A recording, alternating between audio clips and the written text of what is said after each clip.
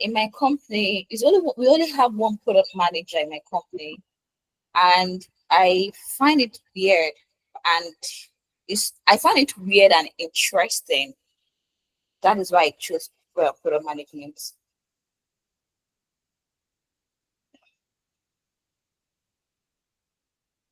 I want to learn more about it so that I can be able to switch department in my company.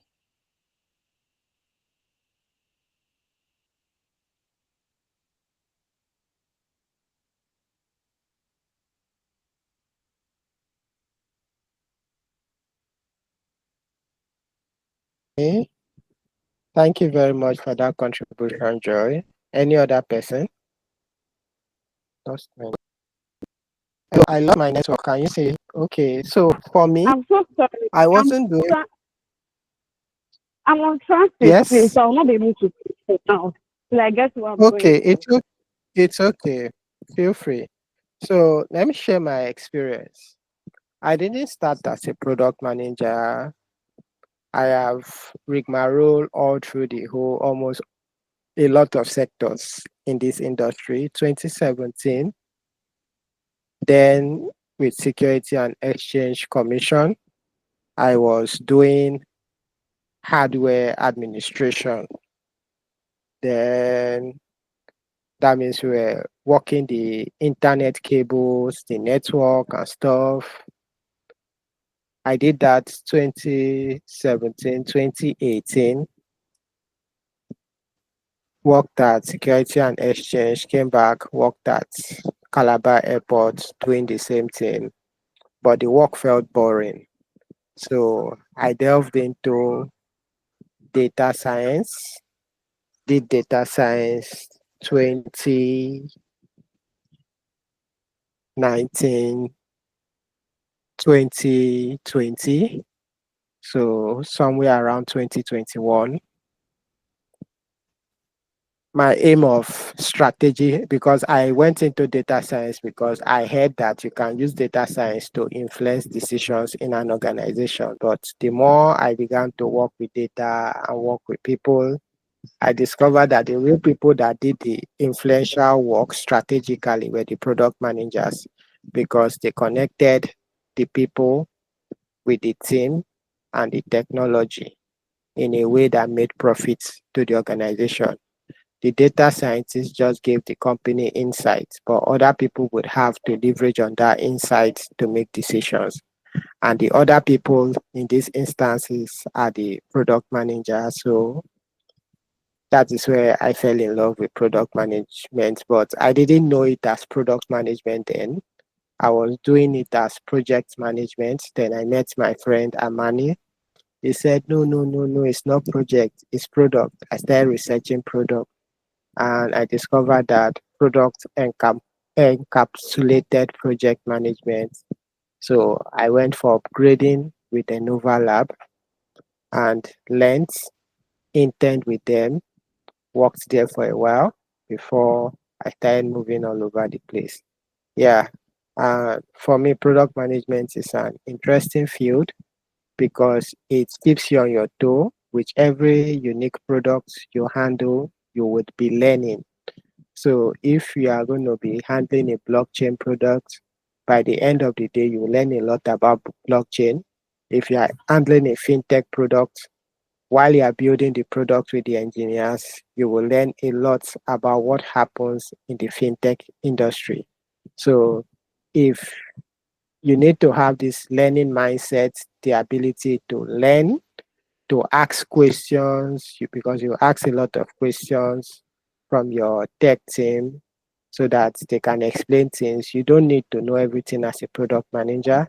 So that's just the idea. So let's get to the lesson of today. It's not really bulky. It's short, sweet, straight to the point. Very useful way to get our feet wet. So the first thing I will be saying is, what is product management? So product management is the practice of strategically driving the development, market launch, continuous support, and improvement of a company's product. So by strategy here, we don't mean tactics. There is tactics and there is strategy. So when you are dealing with product management, we are looking at the strategy.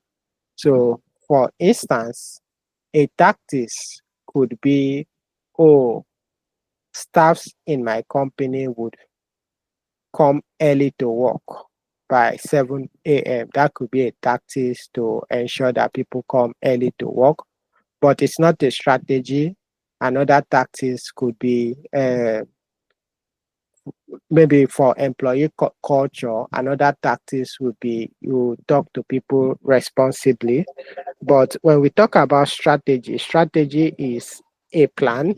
Let's say for the company as it relates to the employee culture, you want people to be friendly with each other, to be in a fun way with each other. So your strategy as it comes now that is saying, oh, I want my employees to be fun and to interact with each other in a fun and innovative way.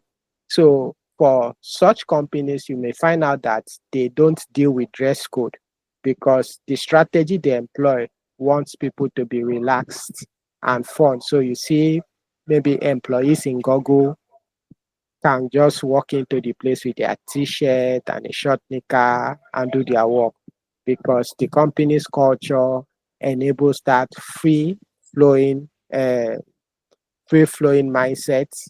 But maybe in the bank, it's more structured. So they will need you to at least dress smart casual, even if you will not use a tie as a tech pro working in the bank, but you'll most likely wear a trouser, tuck in your shirt, and go to the bank to work. So based on the strategies of the two companies, they would have to employ different tactics.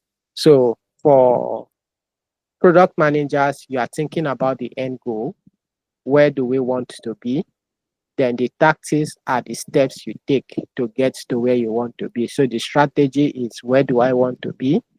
The tactics are what do I do to get there?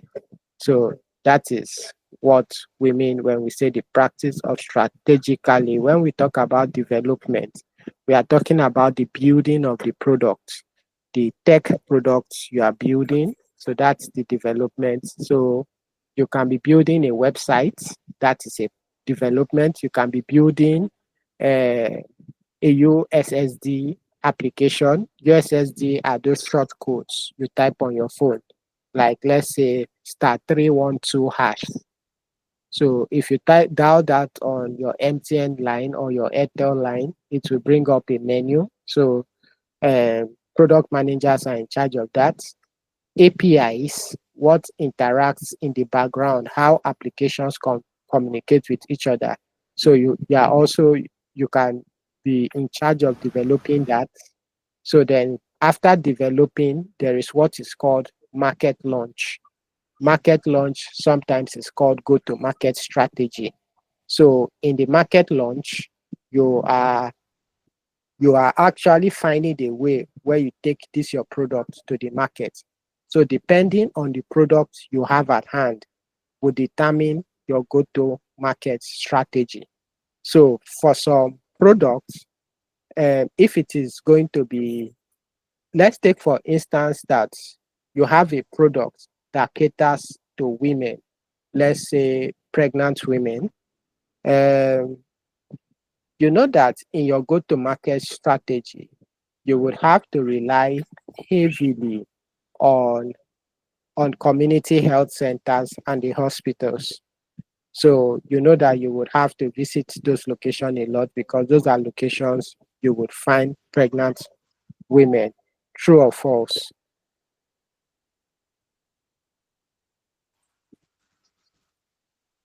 Okay, Johnson, you are free to speak.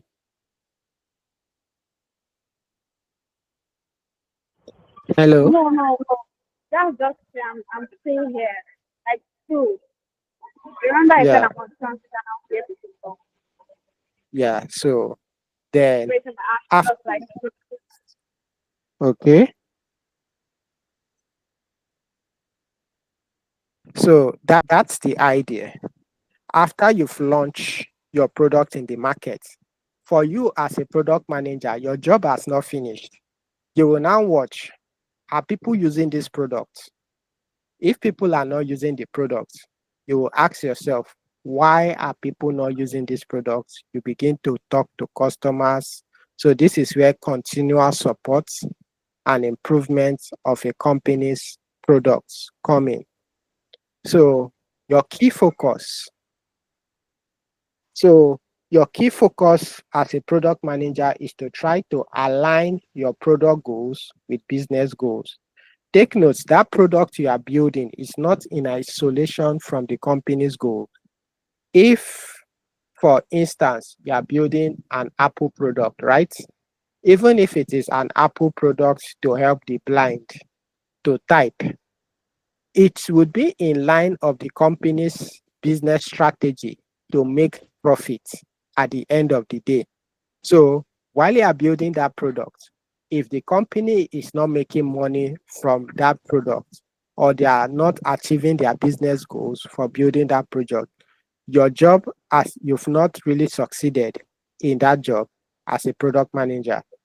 When also as a product manager, in the fact that you are making money for the company doesn't mean that you should do that at the expense of the user. You will find out that there are some products you used to like before. All of a sudden, they've increased price. The product is crappy. It is not doing what it used to do. What happens? You are going to stop using the product. So that is where balancing customer needs come into place. So while you are trying to make money by aligning the product goals with business strategy, you are also trying to balance it with the customer needs. You are trying to ask yourself, what problem am I solving? Am I still solving the initial problem the customer came to me for? Like if you look at OP and our traditional bank, before there was a big problem in the banking sector. When you transfer money, before you know, the money will not go. Every small time you are going to the bank to queue. Every small time this, every small time that. If you run transfer, problem. If you go to the bank, problem. OPay silently built a solution to solve for that pain point. They built a solution to solve for the pain points of difficulty of making transfers. So when they solved for it, and in 2023, the situation was ripe for such a solution when they brought in the cashless policy. You found that when you transfer with other banks, it will not go through. But when you transfer with OPay, within 5 minutes, it is going to go through. Slowly, everyone started to adopt OPay as their preferred choice of doing small scale transfer. That was balancing customer needs. Then there are some products that are based on market trends. Everybody knows about the blockchain world, where there are a lot of airdrops. I know you've participated in one. If you've participated in one, let me see. Care to share your airdrop experience? Who wants to share their airdrop experience, their tapping experience? Who has tapped? Who has tapped to make money from airdrops? Can you share your experience? Who wants to share? Raise up.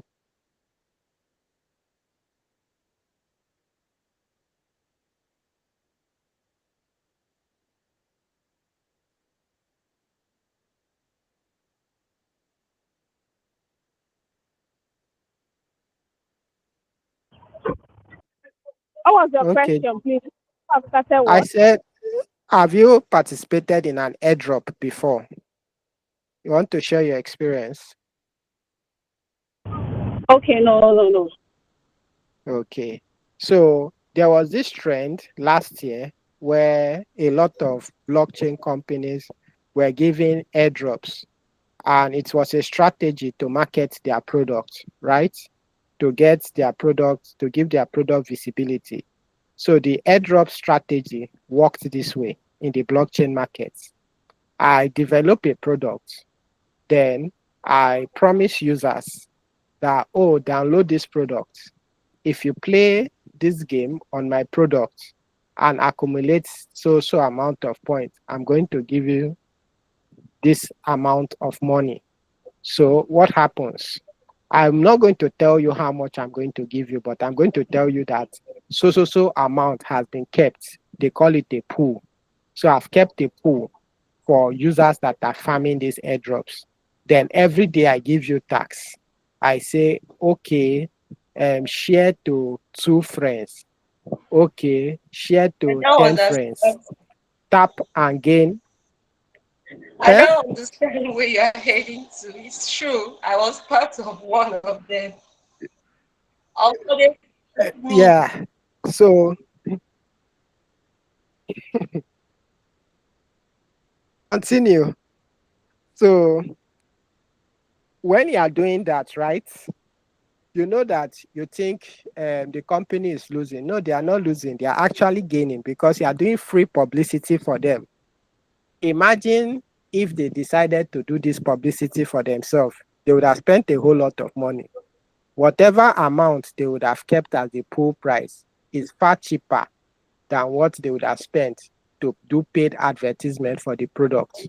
So when they do that way, you connect with your friend, you connect to people you have influence in, you encourage them to tap. Everybody knows about the product.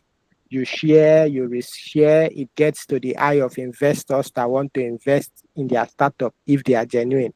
If they are not genuine, you connect them to people that will deposit money that they are going to rob, carry the money and run away. So that is what they call market what trends. You look at the shift in market. Where is the market going? As at last year, that was a very big shift in the blockchain market. Another shift that occurred in the blockchain market. Okay, Johnson, you're free to. Yeah, you remember you were giving an example of airdrop, right? Yes, And I was. let's say they get people to come in to tap. You know, let's say they use me for an example. I share to my friends share to other friends. They coming in or joining the app is one thing on its own. And for example, you also said they said they'll be giving you some. Let's say they'll be giving you something once you register and all. Once you Yeah, register, and I'm able to bring other people, and afterwards, let's say they launch, and whatever it is I get from it is not what I expected, and I stop using the app or I stop using their product. The product manager was it successful that way? You know, after I registered, my other friends registered, they might have gotten something from it. I don't know. But one thing, what I was expecting from them, I didn't eventually get it, and I stopped using the product. What happens that way? okay. To look at it logically, in product management, we call that churn. That means people came to use your app and left. But in reality, for those kind of products, their strategy is not towards retention.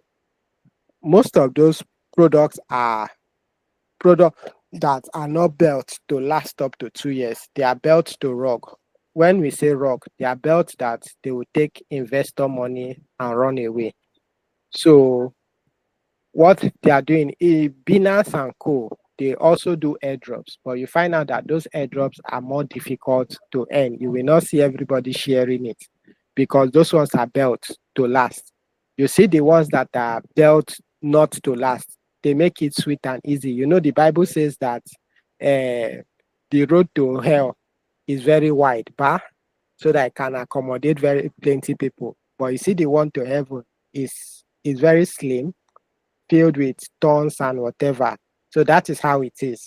Because everybody are jumping on it means at the end of the day, most people running those projects, they don't have good intention. Example of such products are the Davido products that they use Davido's name to run a coin, Davido coin. Remember sometime last year they did it. In short, almost every major celebrity we had in Nigeria, they've used their name to run a coin. A recent one that they are doing right now is Trump coin. Who have heard of the Trump coin? That is also a strategy. Those coins are not built on real market products. So the coin economy works like this. It's working the same way company stocks work. If people are buying your stocks, the valuation of your company will increase. So the moment people are investing, that time you are investing your energy, investors receive value in the product and put in their money. So if so many people put in their money, they will carry the money and run away. Case in study is FTX. Who has heard of FTX? Where Sam carried almost how many $billion and ran. Right now it's in a prison in US. So that's the idea. These products are not built to last.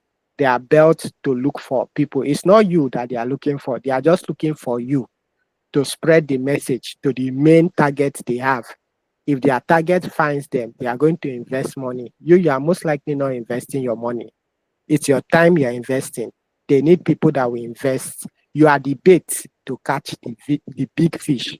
So once the big fish invest, they carry the money and run away. So that's how those stuff work.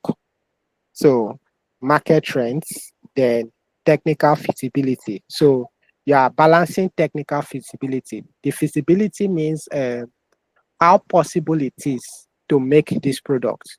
There are some products that are not technically feasible yet.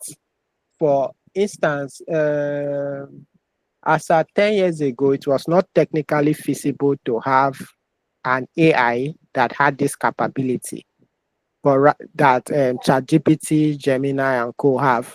But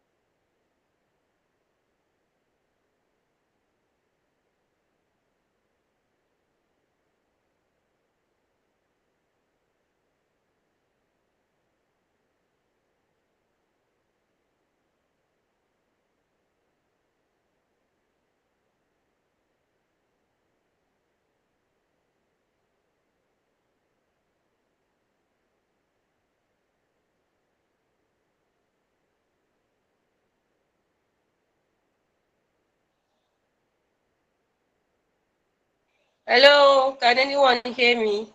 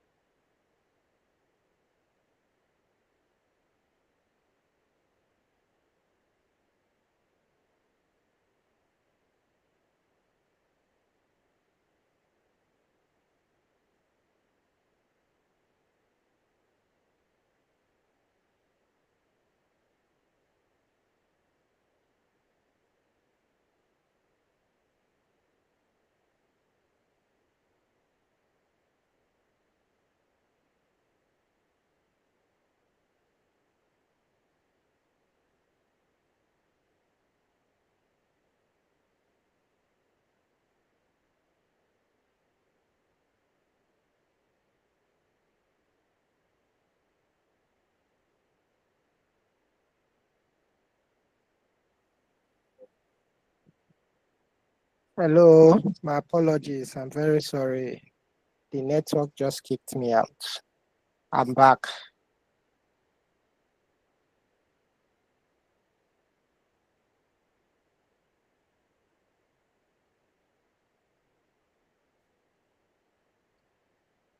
Okay, so I'm trying to reshare my screen now.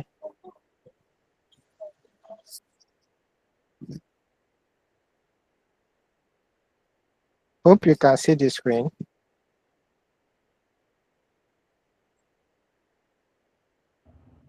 Yeah, I can. Okay, so let's go to the next area. So let's look at the roles and responsibility of a product manager. So what are the roles? What are the responsibility of a product manager? So basically, product managers have four core responsibility. Vision, they formulate vision and strategy. They conduct market research. They coordinate cross-functional collaboration among team members.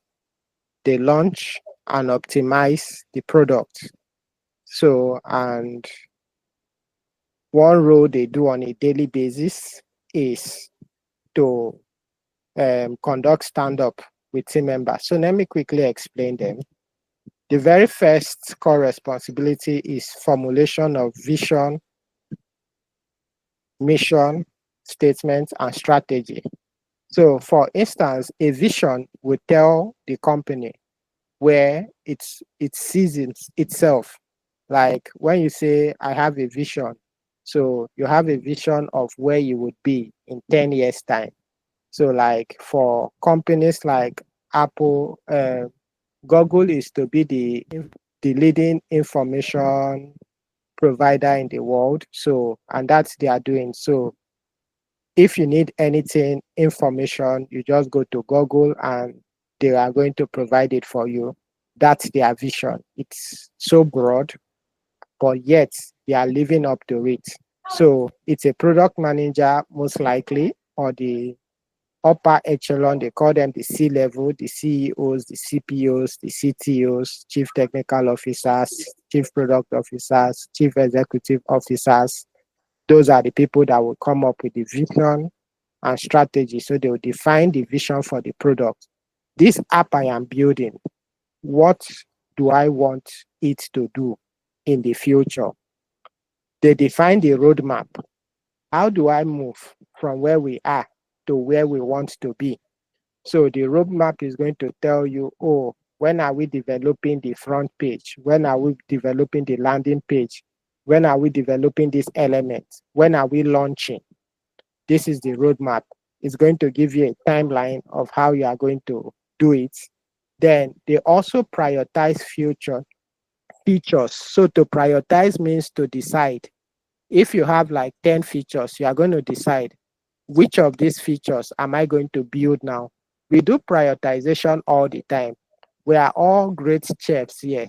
So if, for instance, you want to cook stew, do you put all the ingredients at once?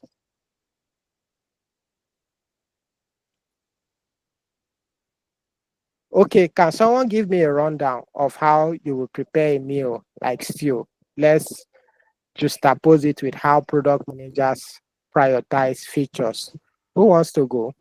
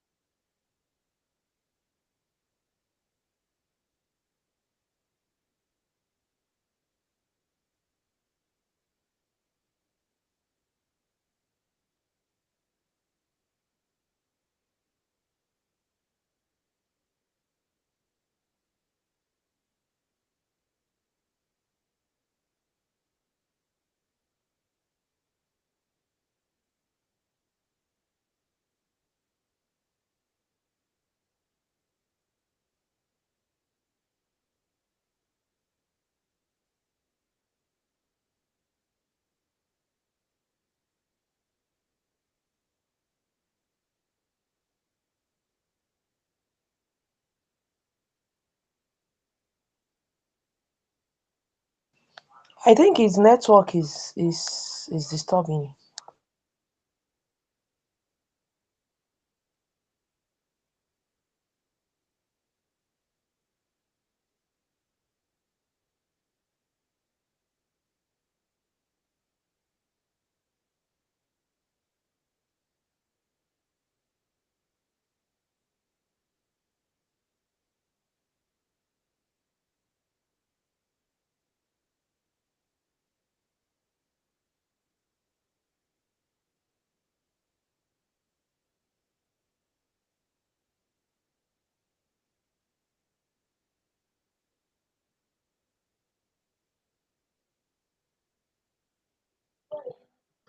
Oh, this network is really dealing with me, yo.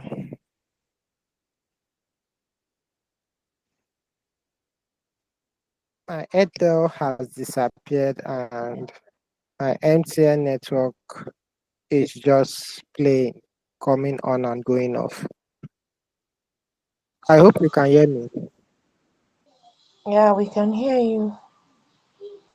So I was asking someone to share their experience with cooking a stew, a pot of stew, so that we can run just 1 minute, 2 minutes, how you go about it, so that we can use that to just oppose with how product managers prioritize features. Sorry, I didn't get that. Okay, so how do you go about preparing, let's say, a pot of stew, so that we can use that to just oppose Are you how product asking? managers Are you prioritize asking? features? Are you asking of the costs or Yeah, I'm asking, not the cost. How do you select which ingredients to put, which one not to okay. put in order to make your stew? My own opinion though? I would say you already have Okay. an idea of what you want to make. So a pot of stew, right? So you go about first Yes. budget. So you budget how much do you want Okay. into making this type of stew? Is it 10,000? Is it 5,000? From the budgeting now, you now know how to cost the ingredients, meat, tomato, thyme, curry, and everything.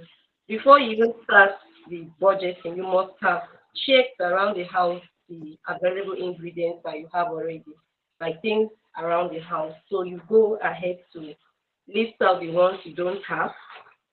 You get that. That is the budgeting now. Yeah. So when you check and maybe you have like let's say thyme curry and, granite oil, tomato, you now know that okay, probably what my budget was 5,000. Okay, I have to reduce to 4,000 because I have already some of the ingredients at home. So when you are done Okay. looking at what you have and budgeting, you go to the market, you purchase them, and you use your list in order not to buy less or buy more. Because if you buy more, it will affect your budgeting. If you buy less, it will affect your pot of stew. Probably you wanted it to be very large. So if you buy less, it's not going to really come out well. That's what I would say. Okay. Thank you very much for sharing your experience. So I like the fact that you buttressed the fact that your budget would influence how you prioritize. So your budget will influence, your skill level will influence how you prioritize, what you prioritize. A world-class chef might decide to put maybe carrots in their stew, beans, stuff to just garnish it, make it look tantalizing and the rest. Yes, you can decide based on your budget whether you will go with thin tomatoes or just fresh tomatoes, then and so on and so forth. So the same thing happens with product managers. They prioritize, they determine what would the team size be, what skill level are we needing, which feature are we building based on who we have on this team, which one are we not building, are we building it now, are we building it later, are we not even going to build it at all? So these things are what product managers look into product vision, the roadmap, the prioritization features. Then when you come to market research, they would ask, who is my customer? For instance, if you are cooking food for the house, it's a different ball game than if you are cooking party rice. Your customers or your eaters have changed. So yeah, they will do the same thing. They will analyze the customer needs. They are going to also analyze the competitors. They are also going to analyze the market trends. So for a product now, give me an example of a product so that I can run a little analysis on who the customers will be and probably potential customers, competitors. Can someone make a suggestion? Any product, whether it's a physical product or a software product? Sorry, I didn't get that. I need suggestions for a product. Let's run a little customer analysis and competitor analysis for the product to see who their Okay. target customer will be. Okay. I want to use this product, this expression, darling expression attachment, size for girls. They will know it very well. So Okay, there's huge competitors, which is Lush. Like they okay, came into the market, um, their product was very smooth, very clean. You buy one as I think it will take you depending on the hairstylist if she can manage it very well. But over time, yeah, they stopped um, a smooth production of their product, and they also stopped, introducing other colors. People, girls, they wanted blue, they wanted green, and that was yeah, not really available then. So Lush came into the picture. People were like, "What is Lush?" Me, I did not. If I go to make my hair, I never used to like Lush because I didn't know the product as I did. And this yeah, darling, they have already built their brand to like one of the highest. best, So Lush yeah, pushing. They kept pushing. People used to come and market. You go to the salon to make your hair. You see people come to market. They will bring dancers to dance with open bands and things like that. Before you know it, yeah. their product was very small. They introduced colors.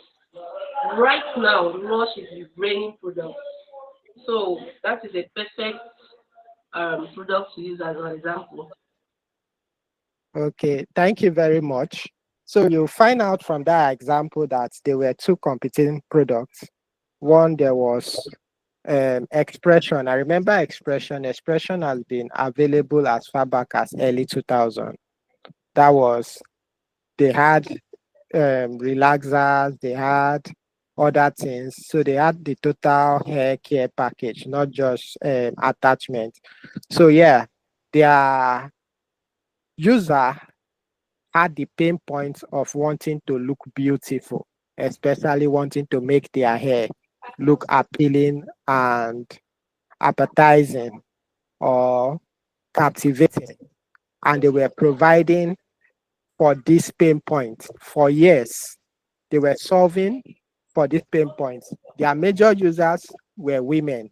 So therefore, like she said in her example, they won't go to barbing salon to advertise. So most likely they will go to salons or market areas where women converge to make hair to advertise their product because those were their users. They will go to warehouses where people sell these weave-ons to advertise to wholesalers because those were their users. So now they did not have a competitor because they were basically operating as a monopoly. All of a sudden, the market demand changed. Like Timaro said, the market demand changed. Users wanted variety, but as they were the leader, they refused to give users variety. Similar thing that is happening between OpenAI, that we popularly know as ChatGPT, and DeepSeek, right? OpenAI refused to give users cutting edge products for free. But now that DeepSeek has given users, they've changed their lifestyle. Now they've brought out version 3 and given to users for free. So the same thing when Lush came in, Expression has no uh, no other alternative than to also, I'm guessing, tomorrow, that Expression now has attachments in different colors, right?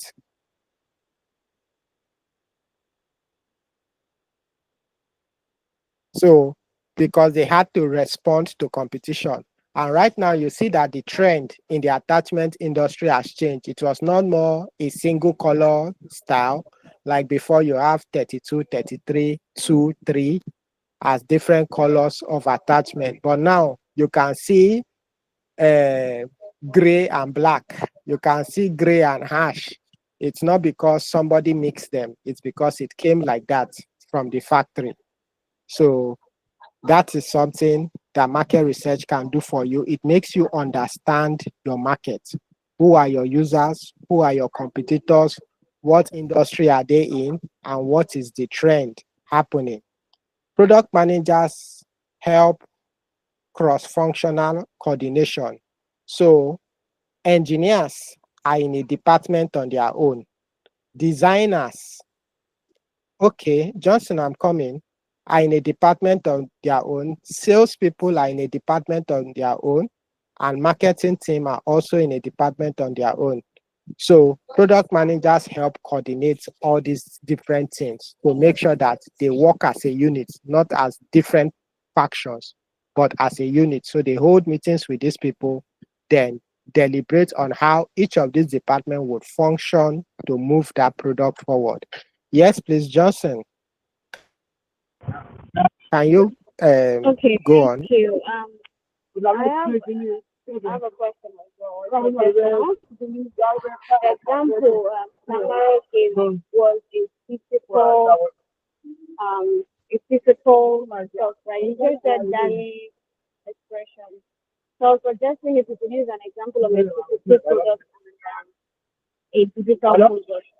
Um, Give me an example of a digital product, then we're going to discuss it. Okay. They brought in Expression and we discussed it. So if you bring in your digital product, we are going to discuss it. Okay. The expression you gave, my question is that's like a physical product, right? That is a physical product. Product managers can work on both physical and digital products. Yeah. So So you would have to open your mind. the example you Okay. gave is physical product, right? Yes, it's a physical product. You have Okay. to open your mind. Now that you're a product manager, you would have to be thinking, if you go to your church, you have to be asking yourself, how can we coordinate people better? And start turning on that product mindset. How do I ensure that different departments in the church, remember we said cross-functional collaboration, you can find a way to make sure they work collaboratively as one. You can find a way to do research for programs.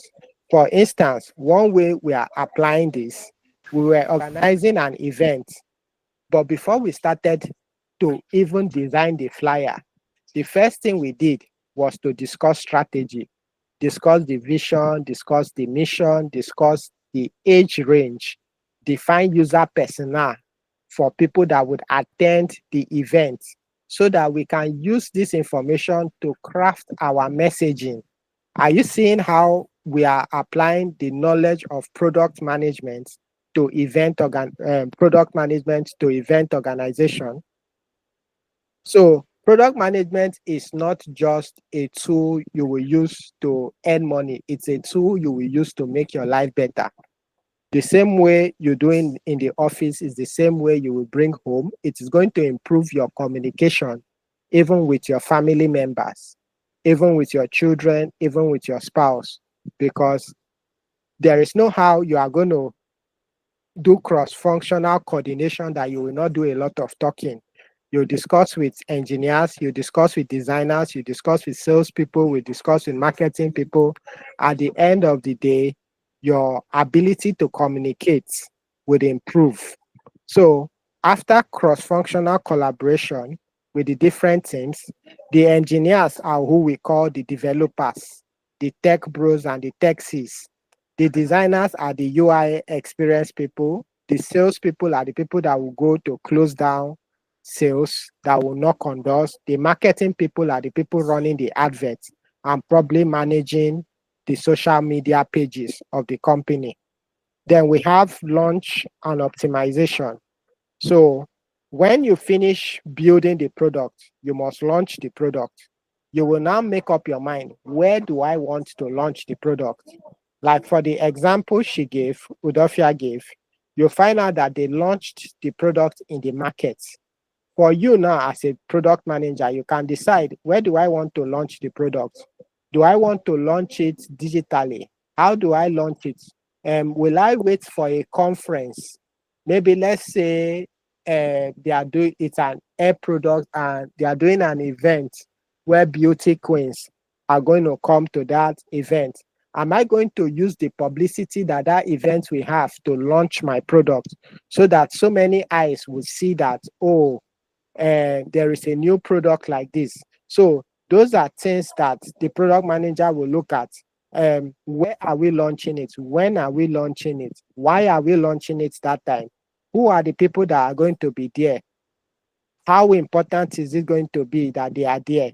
So product managers will look at that. Product managers will also do beta testing. Most times you will see that on Play Store, there are some apps that ask you to sign up for beta testing. There are different types of testing. There is alpha testing. Alpha testing occurs between team members. That means when you finish building, the product team will test the product, test every feature in the product to see that it is working in-house. When they certify that it's working, they now call selected group of users to begin using the product. Then those users now, if something is not working, they will say, oh, which kind of rubbish product is this? I brought it to do this, it is not doing. Even payment, it is not making. This, it is not making. Those are your beta testers. So those are the select users that will test the product. When they've tested the product, you can, and you've gotten a degree of certainty that the product is fully functional, you can now decide to launch the product.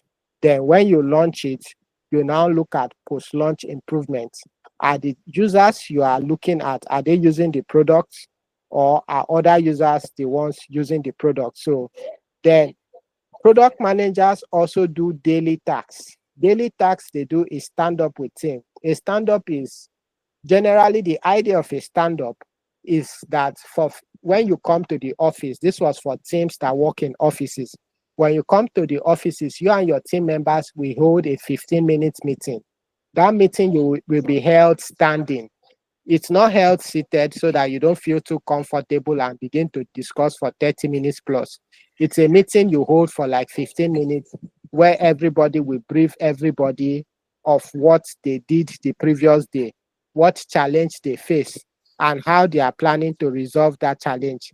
That is what is called stand-up meeting. So it helps to make team members aligned to know that, oh, Aki did not do his part yesterday because he had no light, or because the API is not working. Like for instance, a website trying to launch for a client.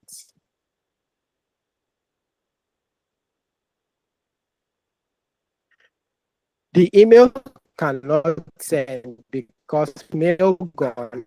The API provider says we might likely be fraudulent. So they've not approved us to use their API yet, and it is delaying the launch. We should have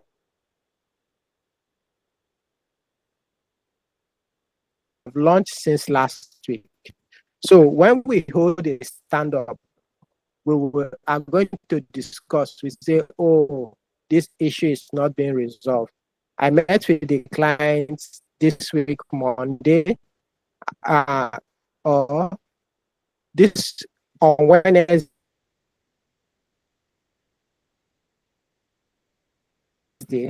and was able to tell him the challenge we are facing. He said, okay, I will try and see if you can integrate WhatsApp. When the email is ready, we'll begin using it. So those are roadblocks. During stand-up, that is when you discuss. Then there is customer interviews. Before building, you interview customers, you take surveys, you do questionnaires, you interview your customers. While after building, you also interview your customers, especially your early stage users, to find out if you solved their problem or if the app is something they, and you look at the data, questionnaire using.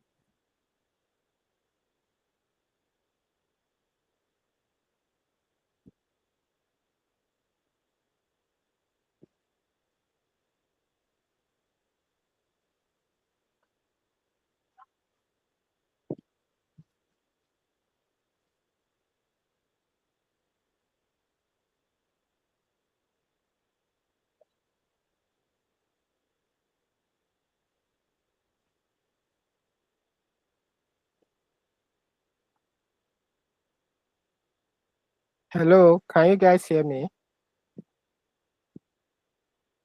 Yes, sir, I can hear you now. Okay. Yeah. Yeah. My network is dealing with me seriously. So I was looking at skills that will be required for product management. So I was asking that two people should volunteer to tell us which skill they currently have, because you won't be learning everything from scratch. So which skills do you currently have that you think would be needed for product management? Okay.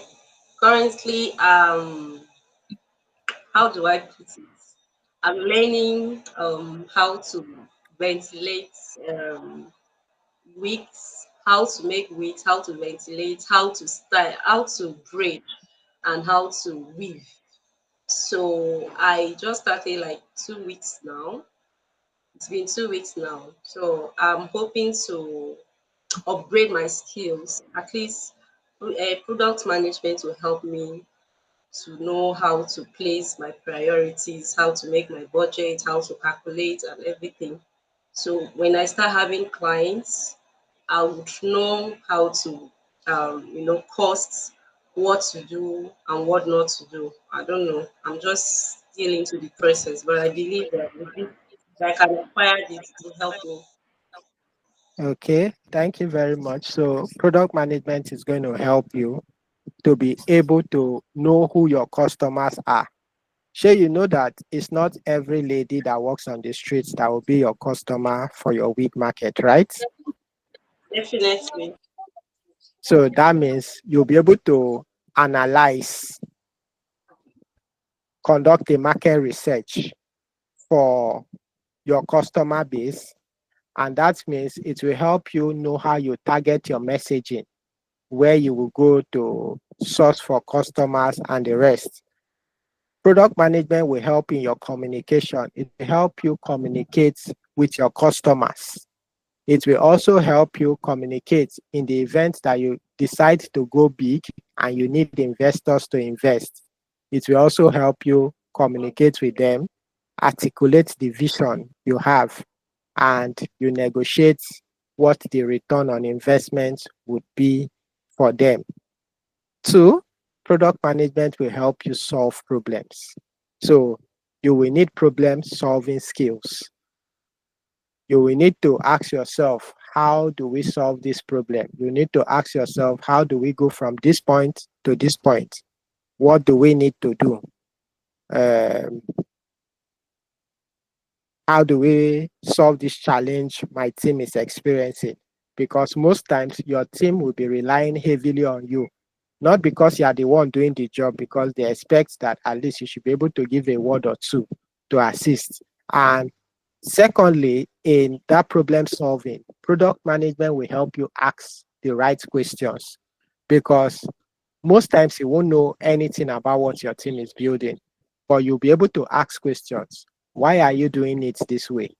Why is it important? Why don't we do it this way? Why? So when you keep asking that why question, you begin to get clarity, because sometimes the more you explain something to someone, the clearer the picture is for you. I know we've encountered situations where we are having issues and challenges making a decision. But once you start telling your friend about the challenge you are experiencing, at the end of the process of discussing the challenge, you discover that you get clarity on how to resolve this issue. So that's the same thing. Product manager, product managers would have to have product solving skills. But even if you don't have, just have the ability to ask questions. And when you can ask questions, you will begin to gain insight. Secondly, product managers need to be leaders, because in product management, you are not the leader of your team, but then you will be the one informally they will come to for decision making. You will be the one they will come to for leadership. You'll be the one they will come to for direction. You will be the one they will come to for motivation. Even those that are out earning you will be relying on you if they are on the same team with you. So product management will build up your leadership skills. So you will not be cho-cho-cho and the head. You will show the working by leading, not being a dictator, not being a commander, but by leading, because you don't have authority. The management in that product management is not like you're a manager. It's like you will be the one saying, I beg, we will run them like this. So that is going to be your job. A leadership that leads without an authority, without a formal authority. So you'll be doing a lot of influencing people to work overtime, influencing people to deliver what they have to deliver before the deadline.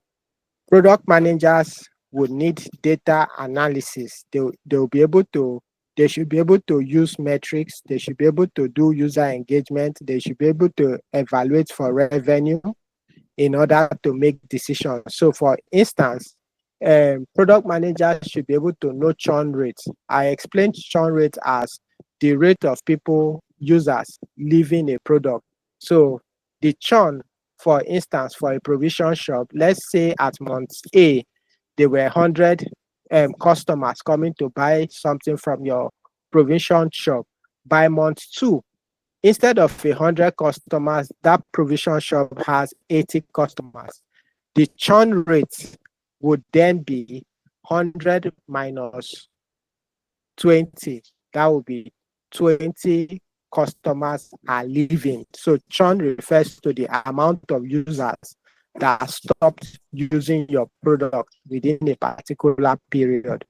So you will be doing the calculation for churn. You'll be doing the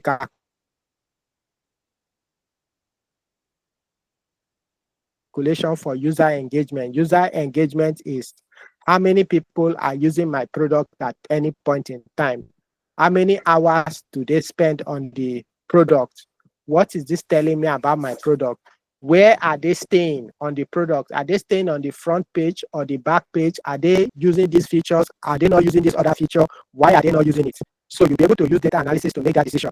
You also, sometimes people think they are making money. In reality, they are not making what? Money. money may be coming in, but at the end of the day, there is no profit attached to it. What they are just doing is sometimes they may not even break even. To break even means at the end of the day, the amount you spent to put into the business, to rent space, to do everything, to set up the business, and the amount going out of the business or coming into the business in terms of sales is less than that amount coming as the amount you put into the business is more than the amount coming into the business. So in that instance, you'll not be making money. There'll be no revenue. So you use these metrics to make decisions. So now product managers need technical and market knowledge. You'll find out that we talk about market all the time because at the end of the day, when you finish making this product, you will not keep it in your house. You have to take it to the market. For apps, the market for apps is Play Store or iOS Store. For websites, you have to host it somewhere. You have to optimize the website. You have to run adverts on Facebook, on Twitter, on this, so that people will know that there is somebody selling what I am selling. So you need those technical knowledge. And the good news is Rome was not built in a day. So yes, Johnson, I'm coming to you soon. So even if you don't have it now, you will build it with time. So please, Johnson, you can ask your question. What you just said now, isn't that the job of a marketer, or does the product manager have to do that as well? You may not be doing the marketing job, but then remember I said you will formulate a go-to-market strategy, right? So the go-to-market strategy is your plan on how you will go to market. Let's take, for instance, let's take that I'm building an educational app for students, right? I'm not the marketer, but I'm the one that will drop the go-to-market plan in collaboration with the marketer. So the first thing I'm going to ask is, who are my users? My users are students. Where do they stay? They stay in school probably. How do I connect to students at scale? Two ways you can connect to students at scale. One, by running partnership with student bodies. Two, by placing digital adverts there. So now I have discussed that. I didn't say I am running ads, right? I am saying this is what we intend to do. So now partnership with school. If you partner with the university and you sign a memorandum of understanding, MOU, that means the university will find a way to make sure that students are onboarded to your product because they would have a commission for doing that. Once you've come to an understanding of what percentage of the money coming in they will get, you sign it into agreement and they get it, you find out that it will help you gather as many students as possible within a short time. Let me give you, for instance, companies making ID cards for schools, right, are in partnership with the school. Those companies would have decided to stand in school main gates and say, I'm making ID card. Will they capture as many of the students as they are capable of capturing? Your answer is as good as mine, no. But if they partner with the school will say, everybody pay so amount to this account and go to so place to do your ID card. Everybody will do that because of the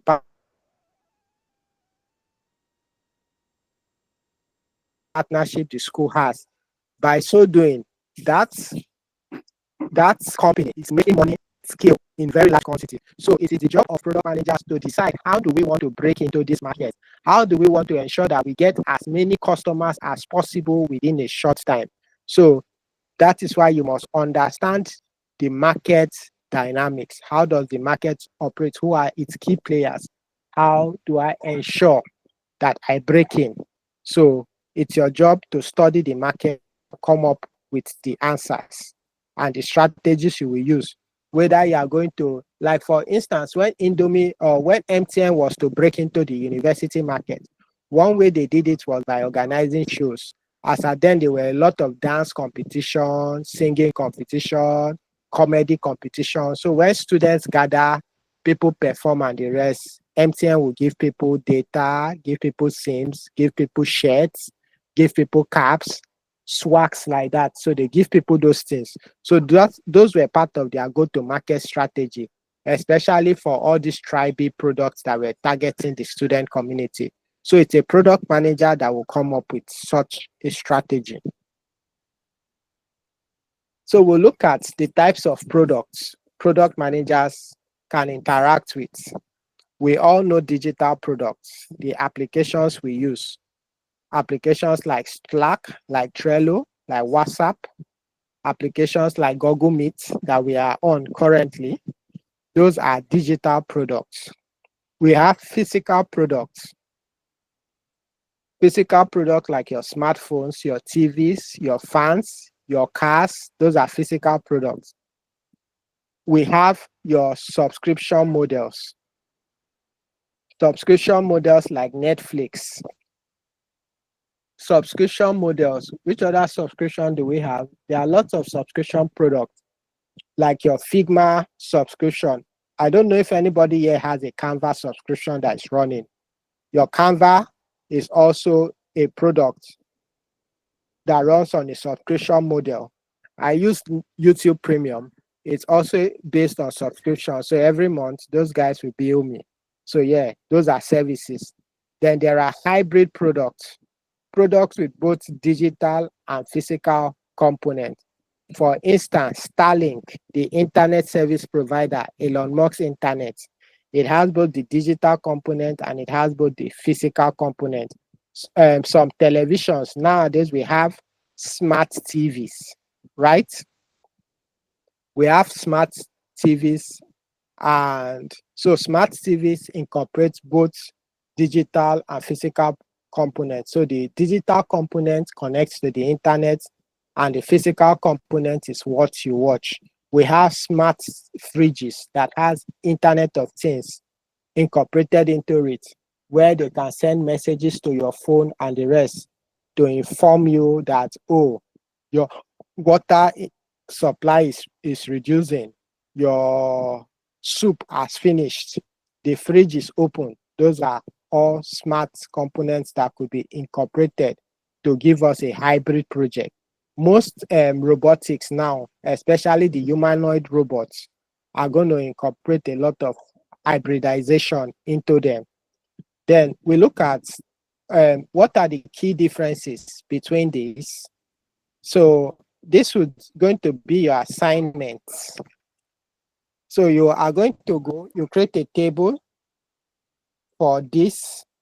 You look at the development life cycle for digital products, physical products, services, and hybrid products. You look at their development cycles, their customer touch points, and their scalability. I'm going to explain this. So the development cycle is telling you how do they go from idea to launching the products. So you are going to do research on this. Product managers do a lot of research. So you will do your research and come up with the development cycle for this product, for applications, for consumer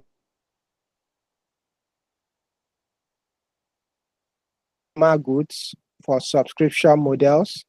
Then you also find out their customer touch points. So where do they interact with customers? Those are their touch points. How do they interact?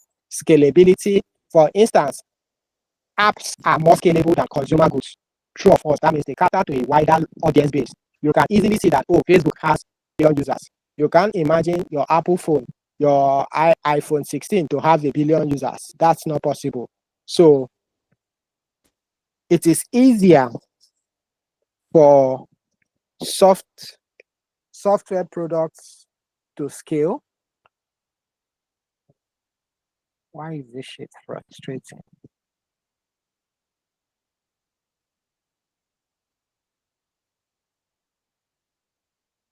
Okay, so I'm back. So it's easier for software product to scale. That means for plenty people to use it than it is for physical product to scale. It is easier for subscription models to scale. subscription models like Netflix and the rest to scale than it is for other hardware-based products to scale.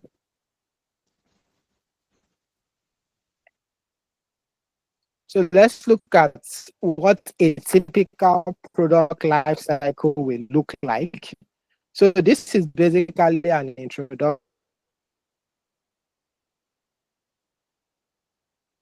to a lot of the things we'll be looking at. So just feel free. I'm trying to touch as many points as possible. From the next class you'll be having, we will take time to dive deeper into each of them so that you gain a better understanding. So we'll be looking at product life cycle. What does it mean? It means the stages a product will pass through to move from idea to launch, from idea to development of that idea to launch, to growth of that product that was launched. Then this, someone should mention their favorite products. Let's look at the stages the product went through. Okay.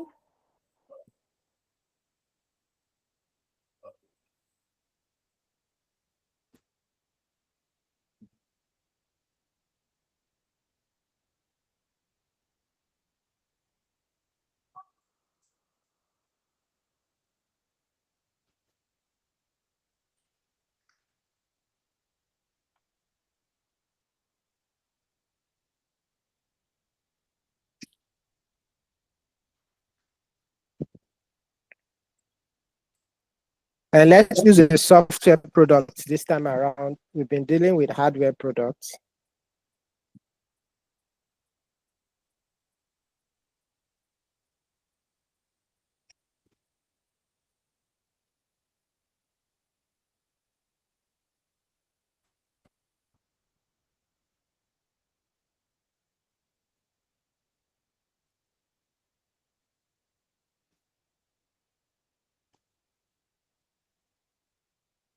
Hello. Oh,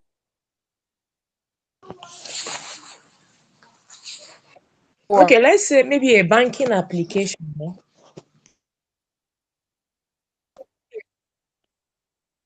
okay. Let's look at the banking app. So if we want to make a banking app, for instance, let's say we want to make the first bank app. The very first thing we do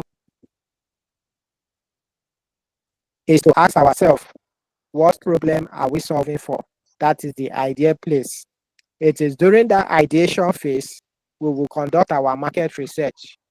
We will find out, is there a problem that exists that we want to solve for? And if the problem exists, is this problem painful? You know, there are some problems that exist that are not painful problems. Let me give an instance. In your house, if two doors have an issue, let's say one is the front door for your house and the other is the bedroom door, which one is painful enough that even if you don't have money, you will look for money to solve? The front door, definitely. The front door. Both problems look similar, but one is painful enough that you will remove money and solve. That is the same thing product managers look at. Sometimes you are wondering, why is a company not solving this problem that its users are having? If you look deeply, the company have done the market research and find out that if they solve this problem, they'll be wasting resources and it's not in any way going to make them money. So what do? They ignore the problem and they don't solve for it, because solving for it will not make them any money. So it is during this stage you will do your market research. Within the market research, you will also do your economic feasibility studies to find out if this project is feasible economically, if it's feasible technically. You will now validate the concepts. During this stage, you are going to ask users a ton of questions to find out if this is a challenge they are facing. When users answer, then based on that answer now, you come up with a document that product managers develop. That document is called a product requirements document. What is required to develop that product? You deliberate with your engineering team, your design team, and probably your market team while coming up with the PRD. After you finish deliberation, you create the PRD. Then, based on that PRD now, the programmers or developers will create a prototype, or the UI UX person will create a design prototype. Then the programmers will develop that prototype. You guys will now carry the prototype and do user testing. Based on the feedback from this user testing, you will now iterate on the design and go back and do prototyping again, develop the product again, then launch the product. It brings us to number 3, launch. Remember the launch phase, I told you that you will have to follow a go-to-market strategy. Look at it here. So you follow a go-to-market strategy that tells you how you are going to enter the market, which market you are going to enter, who you are going to partner with. Are you going to do celebrity partnership and endorsement like companies like Facebook, Gouda, Guinness are doing? Are you going to do marketing campaigns like Indomie just did 10 or 14 years anniversary of their marketing campaign, Mama You Too Good. Remember that childhood advert they did? This time around, they brought in those same children. Now they are adults. They came back for Christmas. That was last year or so. And they came to eat the new varieties of Indomie. So they used that campaign to launch 5 new brands of Indomie. So that is how it is. So that was a marketing campaign. Then you have growth or maturity. So after launching now, and you now have users, this is where companies usually look for investors, where startups will look for investors, where you want to scale. To scale means you want to get a large amount of users within a short time, let's say 3 to 5 years. You want to get 2-3 million users within 3 to 5 years so that you make X amount of money. So, or you want to improve your app features to get this amount of money. Scaling is usually tied to growth. So you scale. Just for instance, Money Points have raised almost $100 million from investor within the last 2 months. Is because they want to scale. They were in the POS business, but now they are scaling to enter as a micro finance bank so that they can serve a broader audience beyond their SME customers. They are merchants they've been serving. They want to serve a broader audience. So they've collected money from investors and they are pushing aggressively. They are employing, improving reach and the rest. Before, Money Point used to be a work from home only office, but now they have people working from offices because they are trying to scale very aggressively. So that happens in the growth stage where the company is growing. For a company like WhatsApp, WhatsApp has passed its growth stage. Now it's in its decline. So when a company is approaching its decline phase, growth is not occurring again as much as it used to. Just like TikTok is in its growth stage, it is rapidly acquiring users across the world. Meanwhile, a company like Facebook will be at its maturity stage, not at its growth stage. It will be at its maturity stage, approaching decline. Companies like Telegram are in their growth stage. They are rapidly growing, right? So these are stuff you should get familiar with. So an example is Apple's iPhone updates align with life cycle stages. Who are the iOS users here?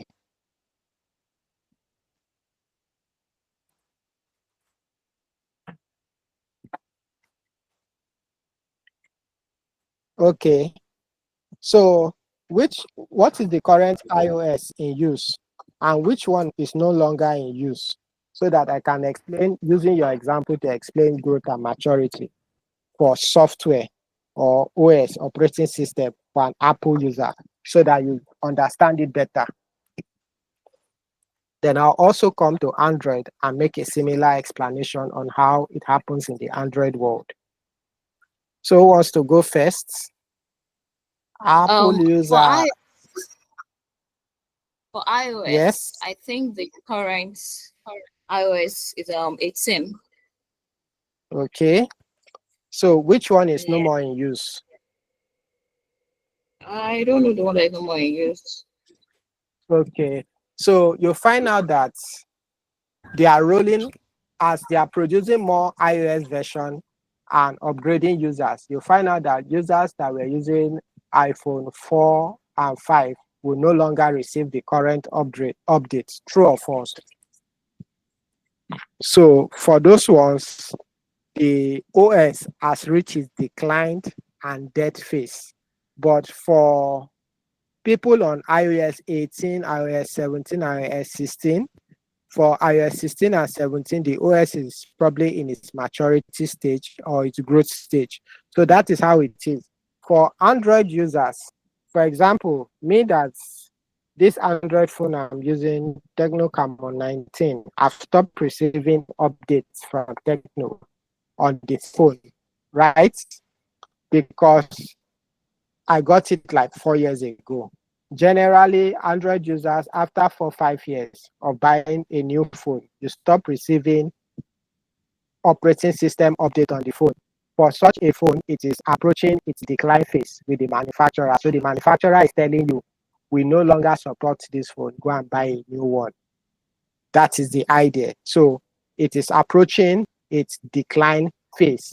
So after a year, if you don't buy a new one, no more security updates for you. That means your phone is susceptible to being hacked. If you need security updates, then you must do OTG, over the ground updates. That means you no longer receive over the air. They no longer send you updates from, you can no longer just go to update your phone and download updates. Most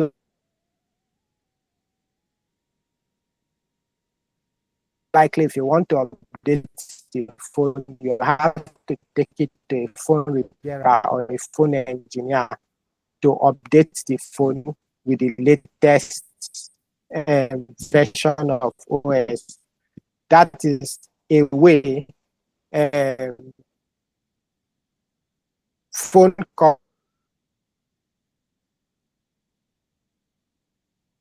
companies update the software part of their listing according to product life cycle.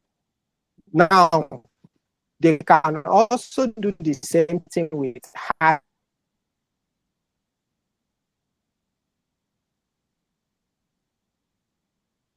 hardware. You find out that some phones are no longer in production.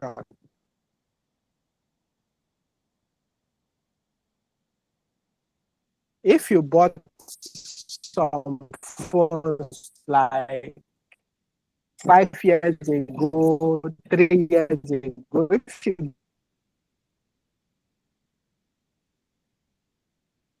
go to the market to buy them, even if you like the phone with all your heart, they will say, Madam, they know they produce this phone again. True or false?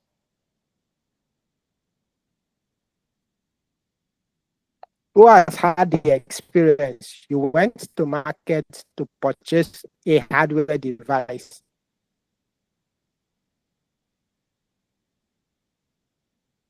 And you are told that the company no longer produces that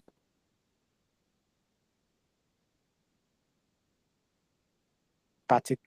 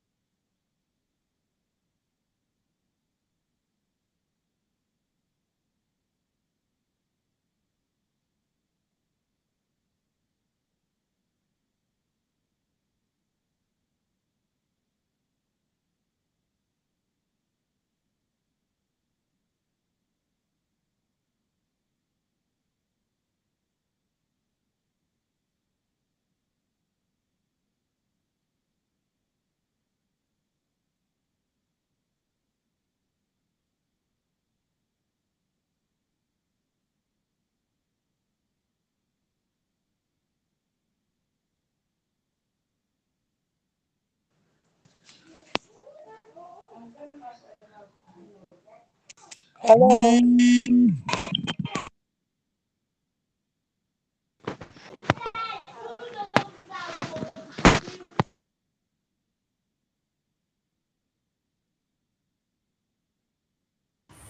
Hello, everyone.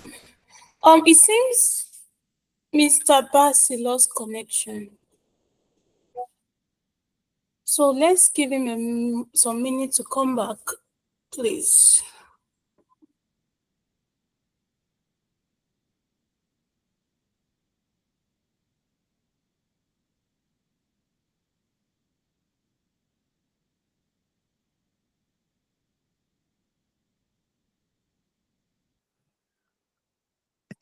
Sorry, can you guys hear me now?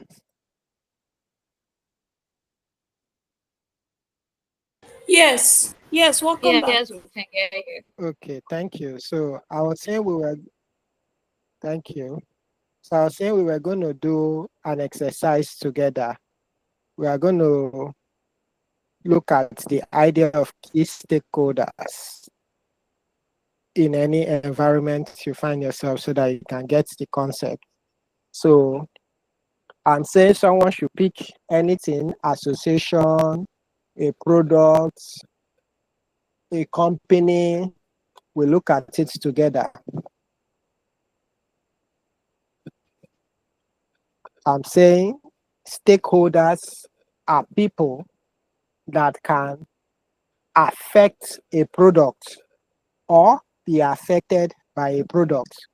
And they are divided into two groups: internal stakeholders. That means those that, okay, very good. Let's take the tech eagles, for example. Let's look at the stakeholders for tech eagles. Who are the internal stakeholders? Who are those people that can affect the product, that can affect this class we are having? Yes, product managers to be, or current product managers in training, or my future product managers. So turn on your thinking caps. Let's interrogate it together. Remember, product management is life. So there is a product in everything you think about. Let's go. Um,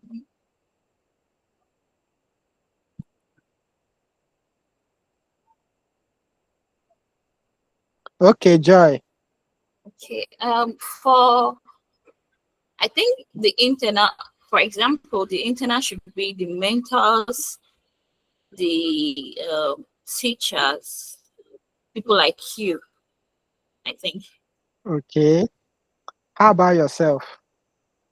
I think I should be a customer yeah, mine should be external. Okay. So the students are Yeah. also stakeholders. The external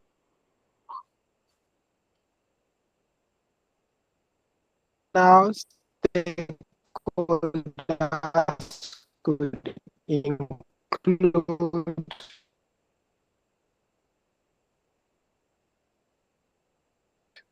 organizations they partner with. Let's imagine that the Tech Eagle partnered with an organization that after training you, you do internship with the organization. That would be an external stakeholder, right? We also have a network for 1 week. Are we going to have this class again? No, the class will not hold, right? Remember sometime last year, April, where as a result of this Gaza fighting, the internet connection was cut in the deep sea. You notice that that period there was challenges with so many remote teams communicating because network, getting access to network was a challenge. Who noticed that around April, May last year? That's true, sir. So because the network providers, yes, Joy, you want to say something else? No, no, The no, no, network no. providers are also an external stakeholder.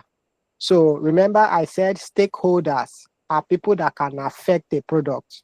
You can affect this. If, for instance, when we started, we had only one student in attendance after 5 minutes. I couldn't start teaching immediately, even though I came early. Because the stakeholders were not around, I couldn't deliver the class. So those are stakeholders, people that can affect a product or be affected by a product. Like the students can affect the product or be affected by the product, because after this training, your life will be affected by this product, because then you would have gained a new skill, you would have gained a new competence. So in that way, you've been affected by this product. So sometimes to be able to align with stakeholders, you have to use roadmaps to show stakeholders what you are planning to do. For some products, the regulators will also be stakeholders because they can affect the product. If they say build like this and you're not building like that, they may stop you from operating that particular product. Just like in the banking sector, apps are not developed like that, because before you develop an app, you have to get series of approval. If those approvals are not given, if you like have the finest idea in the world, it remains an idea in your head because the regulators have not given approvals. Then you can have partners. Those are external stakeholders. If you are if your business have to do with supply chain, then your suppliers would be an external stakeholder. If your business has to do with last mile delivery, for instance, AliExpress, Jumia, and you are not the one providing the last mile delivery service. The last mile delivery service are the boss that takes the product to the warehouses for those companies. So they provide last mile delivery for those shipped items. If you are not the one providing it internally, then those service providers would also be your stakeholder because they can affect you. Like, for instance, Jumia is experiencing challenges of late with their last mile delivery service. The other day I ordered a product. They said it will be delivered in 13 days. It was delivered 1 month and 2 weeks later. So yes, last mile delivery service affects products. So that is how it is. So you can use tools like roadmaps to align with stakeholders. You can produce documents. You can produce white papers to align with stakeholders so that everybody knows your vision for that product, where you are and where you intend to go. So let's look at 3 real world examples of successful launches. One example of a successful launch was Spotify. They used user feedback to generate personalized playlists. A couple of users early on in Spotify's career had notified them that they needed a personalized playlist. So Spotify went on and worked on it, and now users can have a personalized playlist. Not only that, they went a step further. Not only do you have a personalized playlist, you can share your playlist to the rest of the world, and the world can like and endorse whether you have good listening ear or you have a good taste in music. So this is an example of a successful launch.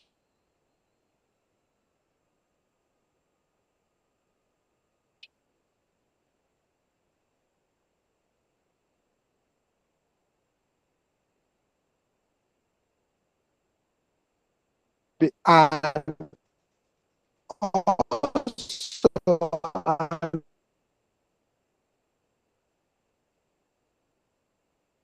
another stuff is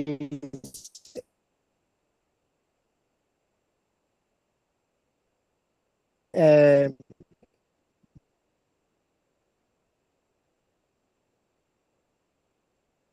the highlight is Spotify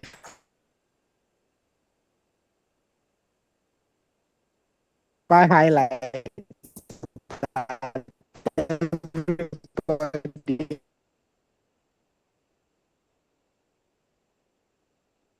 are now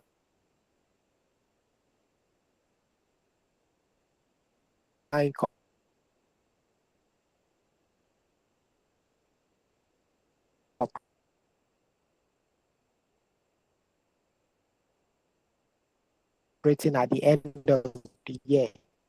That was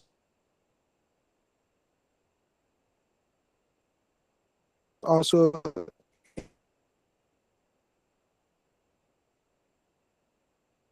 a successful launch. The highlights. How many of us shared our highlights from music?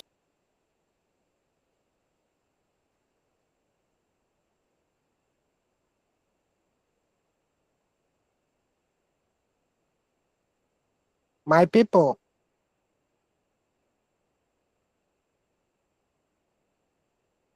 Yes, sir. What did you say? Yeah. Your network is breaking. We can hardly hear you. Yes, please. It's really breaking. I even thought it was my network.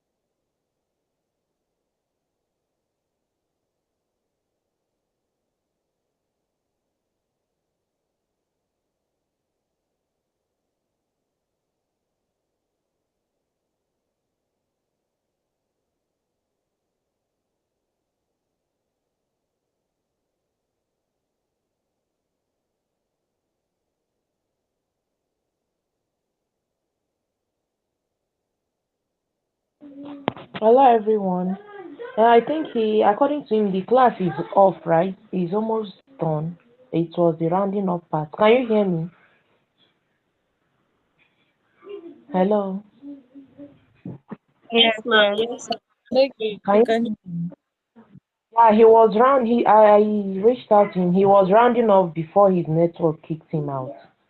So I don't know if he can rejoin again, but he said the class. Okay, he's joined back.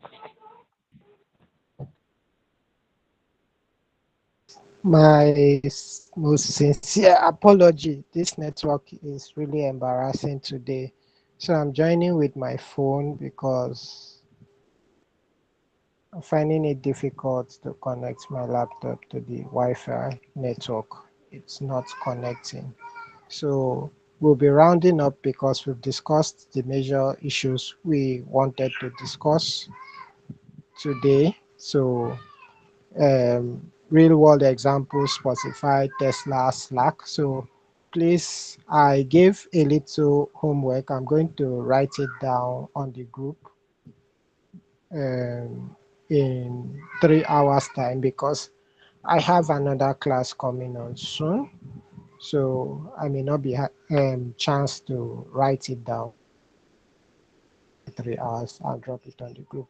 Please let's try and do it. Then slowly we'll build our skills to be able to do other product management. So thank you very much, guys, for attending today. I really appreciate. But before we go, any question?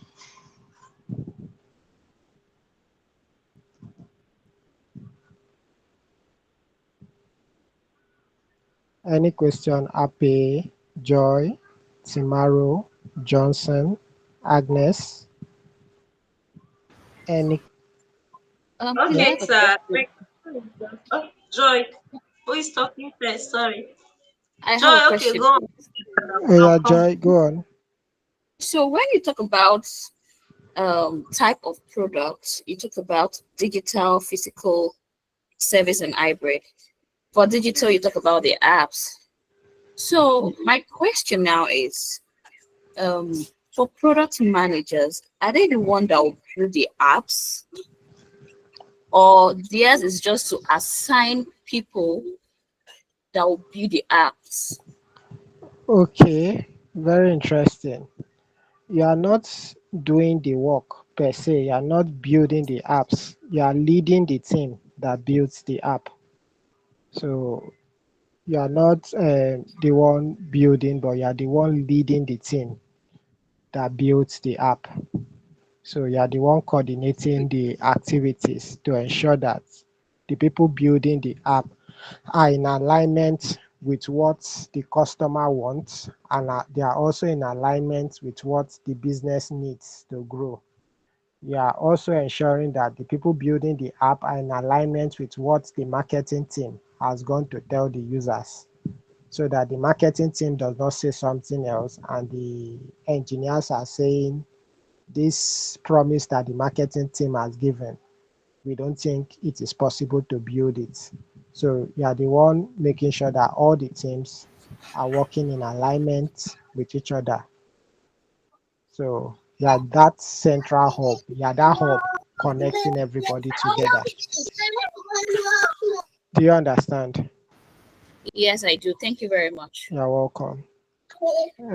Tomorrow you wanted to ask a question. Okay, my question is, this training is going to last for 6 weeks, if I'm correct, or 8 weeks, something like that. Um, in Yeah. the process that during that period, is it possible that you could possibly land a job?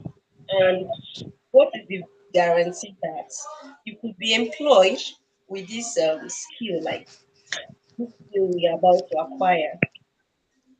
Are we, even if we're employed at entry level, so that just like that? Is it entry level level one? I just want a brief explanation of what to expect. Okay. Is it possible you will even land a job tomorrow in product management? Yes, it's possible. People's destinies are different, right? people's work outputs are different. Some people are going to go on their LinkedIn tomorrow and talk about their learning experience today with the tech ego. You don't know who will see the post they make and say, oh, I'm looking for an intern in my organization, and they land a job. My first gig as a product manager came while I was still learning because I was not keeping quiet. I was telling all my friends, I'm learning product management. To They will laugh at me. All of a sudden, one of my friends from Lagos called me that there is this gig, oh, they need a product manager. Am I willing? I said, yes, Lord, I am. Your servant is ready. That is how I ran my first gig while still in training. So yes, people's luck are different. Some people will get a job while still in training. Some people will get a job 1 month after training. Some people will get 2 months after training. Some people will get 3 months after training. But what is most important, put yourself out there. Don't keep quiet. Let the world know that Ape is learning product management too. This is what she learned. Even if you think you learned a drop of spoon, put it out there. Let people know that you've learned something. And when you grow in public like that, people want to be part of your learning journey. You don't know what can happen. You don't know who is looking at you. Post it on your WhatsApp, post it on your Facebook, post it on your LinkedIn. In essence, do not keep quiet about this learning experience. Talk about it. Just today, as we finish, go online, tell the world that you are learning with the tech ego. Let them know. When you keep telling your success story, my friend told me about his own. He was learning not product management. He was learning digital data analysis. He was posting on his WhatsApp. When he finished the training, he posted the certificate. One man from NMPC asked him if he can train people on Power BI. Uncle said he can. Oh. They asked him for quotes. He sent the quotes. He was scared that they would reject it. They approved it. That is how he went from someone with zero experience in data analysis to the person that's training NMPC staff, and he has been doing it concurrently for 4 years now, just because he always talked about his learning experience everywhere. So that's the same thing I'm advising you. Talk about your learning experience when you build a product, when you do a PRD, when you do a go-to-market strategy. Go online, share what you've done. Let people say, oh, you made mistake here. You can do it better here. Oh, this is lovely. This is beautiful. Let people become a part of your success story. It helps you gain jobs easily. It helps you gain visibility easily. It helps people trust you, because nowadays everybody says they know product management because that's one of the simple skills to learn. But in reality, only few people know it. So show people that you know it. Put your proof of work out there on a weekly basis. It will help you get a job faster than normal. Then you work on the All right. other things you need to work. Thank you. Thank you, sir. Okay, who else has a question?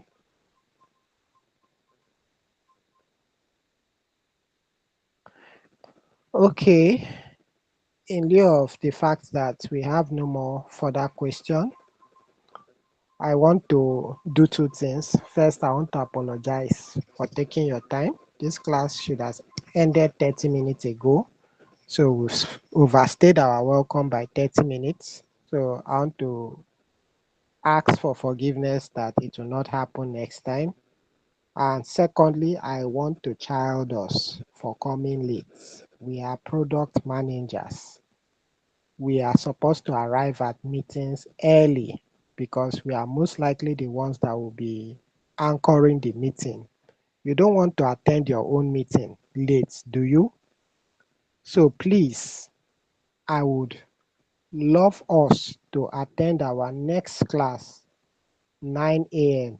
If 9 a.m. is not favorable, we can find a way to move it to a time that is aligns with everybody and is favorable.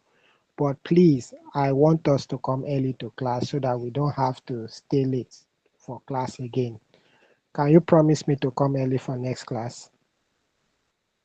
Yes, sir. Today network was just for we'll do better. Okay, Johnson.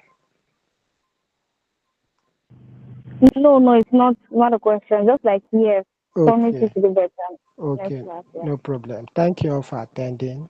Do enjoy the rest of your weekend. Bye. Thank you for having us. Please, when is that? Thank you. Tomorrow. Thank you. Hello. Please, when is the next class? Is it tomorrow?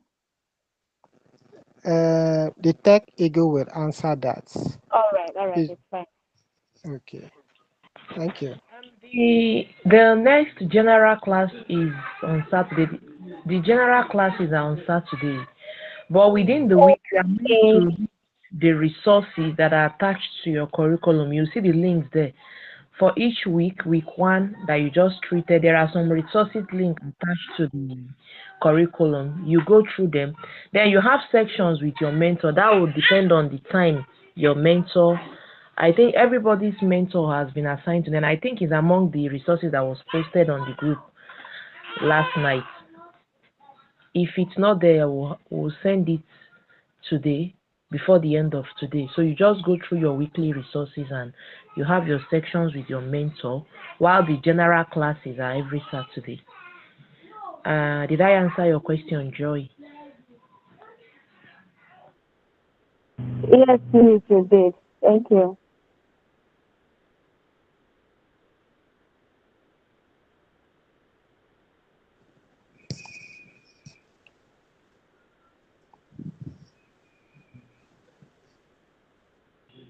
Any other question?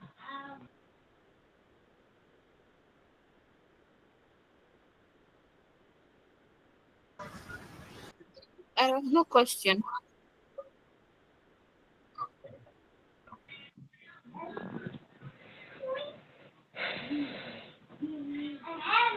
Okay.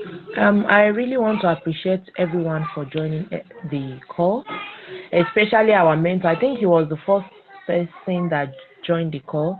Imagine the teacher is in the class waiting for the student to come to the class. It's not really nice. So I appreciate you, Basi, for this mind-blowing section, even though the network is giving us small wahala. But I really appreciate you. I'm not a product manager, but I think I got a lot from the class. And the product management course is beginning to sound very interesting to me, actually. So thank you very much for your time, Basi, and thank you everyone that joined the call. Please, like he said, let's try and be on time from next week because we started the class like 30 minutes late, and that's why we are ending it late, right? So let's try and join the class early next week. I think that's all for today. Thank you, everyone.